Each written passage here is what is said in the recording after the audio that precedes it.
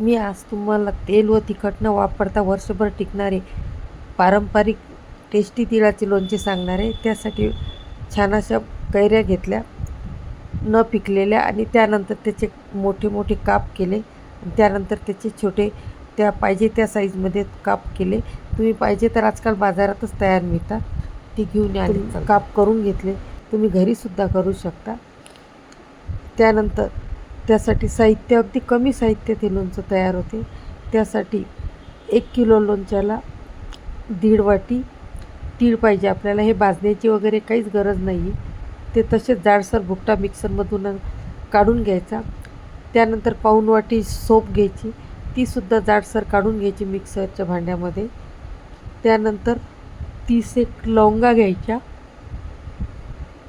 30 मिरे घ्यायचे आणि ते सुद्धा मिक्सरला जाडसर काढून घ्यायचे. अर्धी वाटी हळद घ्यायची.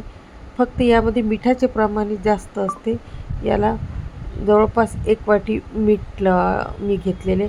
ते खारटच असते हे लोणचं, पण टेस्टी लागते. यामध्ये तिखट म्हणसाल तर फक्त मिऱ्या आणि ते लवंगाची चव असते, पण तरी टेस्टी लागते. आणि मिठाने आणि सगळ्यांनी पाणी सुटते आणि वर्षभर टिकण्यासाठी त्याला मदत होते. आता हे छान सगळं एकजीव आपल्याला करून घ्यायचे आणि एकजीव झाल्याच्या नंतर मग आपल्याला ते ज्या कैऱ्या आपण तयार फोडी आहेत त्यावरती आपल्याला ते टाकायचे. आता हे बघा सगळं एकजीव झालेलं आहे.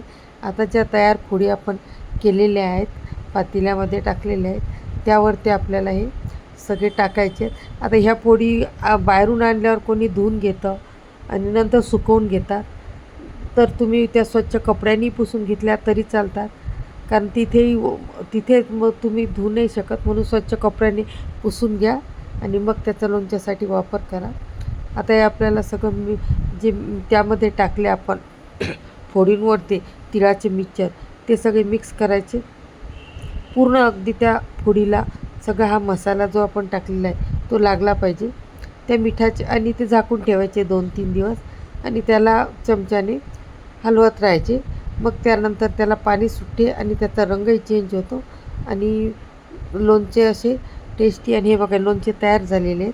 आता हे लोणचे खाण्यासाठी तयार आहे. बघा कलरही चेंज झालेला आहे आणि याला हळूहळू पाणी सुटते आणि मग आपण हे एका स्वच्छ बरणीमध्ये भरून ते खाण्यासाठी आपण वापरू शकतो.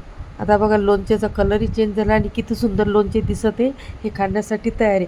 माझ्या चॅनलला नवीन असाल तर लाईक करा, सबस्क्राईब करा व कमेंट करा.